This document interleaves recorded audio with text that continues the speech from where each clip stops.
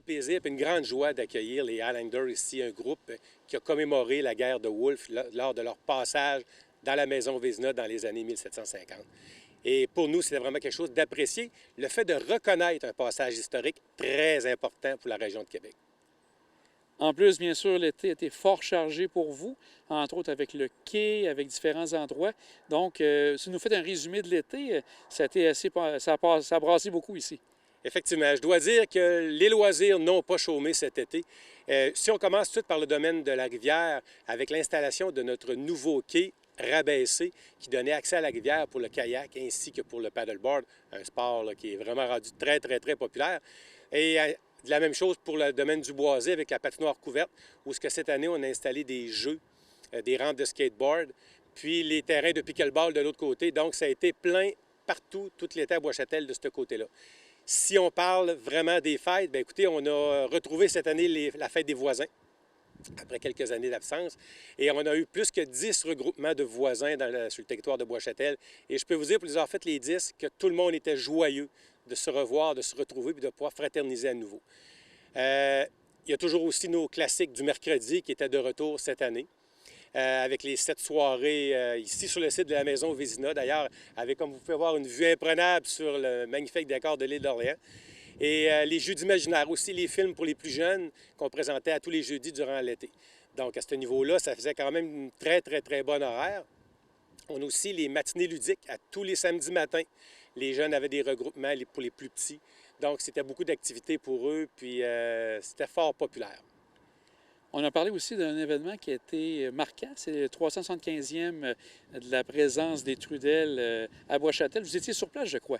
Oui, c'est en plein ça. J'étais sur place. Encore là, une belle fête bien organisée par la famille Trudel qui a débuté tôt le matin au domaine du Boisé, à la patinoire couverte, bien entendu, pour avoir un déplacement ensuite là, sur la terre ancestrale des Trudel, sur la rue du Gall en bas. Et tous les membres des Trudel ainsi que des invités étaient regroupés. On était près de 200 sur la photo. Donc, c'est quand même quelque chose de très, très, très intéressant d'avoir reconnu une famille souche à nouveau. On est ici chez les Vézina, mais on a aussi les Trudel et plusieurs autres familles reconnues à Bois-Châtel. Donc, l'été chargé. L'automne s'annonce aussi chargé. 15 octobre, il y a quelque chose qui va se passer au niveau d'une porte ouverte. Ça va se passer à quel endroit? Bien, écoutez, le 15 octobre, c'est la journée porte ouverte à la caserne des pompiers, de 9 h à 15 h. Il y a aussi le 15 octobre, la même journée, c'est la grande marche Pierre-Lavoie. Donc, elle a lieu à départ au domaine du Boisé. Et tout le monde encore vient de s'inscrire ou se joignent à vous directement en se rendant sur le lieu? C'est préférable de s'inscrire sur le site de Bois-Châtel pour savoir combien il va y avoir de personnes puis pouvoir y aller en plus grand nombre. En plus grand nombre, effectivement. Une semaine plus tard, ça va être votre gala. Le gala reconnaissance, c'est un événement très important. Est-ce qu'on peut s'attendre à avoir des nouveautés avec le retour, en tout cas, d'un événement plus standard? Effectivement. L'année passée, on l'a fait d'une manière différente. Cette année, encore, les loisirs ont innové avec des nouvelles choses. Je vous laisserai le découvrir en temps et lieu le 22. Par contre, cette année, le thème sera soirée casino.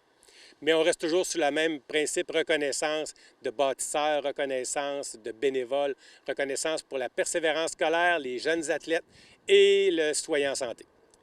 Et pour conclure le mois d'octobre, c'est l'Halloween qui revient en force. Vous avez des activités aussi de ce côté? Oui, encore pas mal d'activités. On a d'ailleurs l'activité le soir du 30 ici à la Maison Vézina. La Maison Vézina devient une maison hantée pour la deuxième édition et ça avait été un succès l'an dernier. On espère encore répéter les mêmes choses cette année. Et dans les semaines qui vont suivre après ça, il va y avoir là, les visites là, avec des guides. On se promène dans Bois-Châtel, un site historique hanté en même temps. Donc, c'est quelque chose de très intéressant. Et pour 2023, déjà en début d'année, ça va se préparer soit à la fin de l'hiver, début du printemps. C'est un grand regard au niveau de la sécurité routière, de la circulation qui se passe à Bois-Châtel. Ça va se passer comment?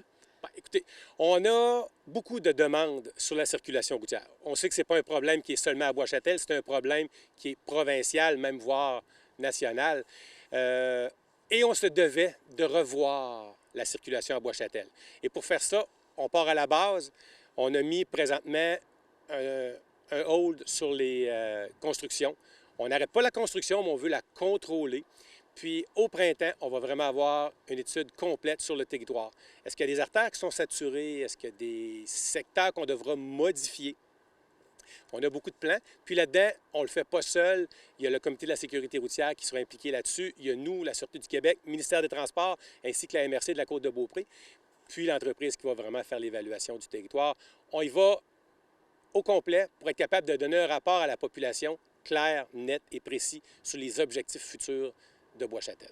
Donc, c'est vraiment autant les entrées par la 138, par la rue Royale, que tout ce qui se passe au niveau même des rues qui sont moins passantes, on peut dire? On va parler surtout des rues collectrices, bien entendu. Nos rues collectrices à Bois-Châtel, c'est Notre-Dame, c'est Desrochers, c'est Saphir, ainsi que Notre-Dame, ainsi que l'Avenue Royale, excusez-moi. Donc, c'est vraiment là-dessus que la priorité va être mise, mais on fait quand même une étude globale pour savoir, parce que à Bois-Châtel, on aura toujours le même problème. On a seulement 2 sorties, celle du pont, celle de la côte de l'Église. Donc, on veut faire quelque chose de bien pour que la population soit satisfaite. Et ça devrait être connu à quel moment au niveau des résultats, si ça se fait au printemps, par exemple? Et on s'attend d'avoir quelque chose à l'automne prochain, le rapport présenté, qu'on pourra présenter à la population par la suite, vraiment pour avoir l'opinion des gens, parce que c'est beau notre opinion à nous, mais il y a l'opinion des gens qui est très importante, parce que c'est eux qui résident ici, qui profitent de nos infrastructures.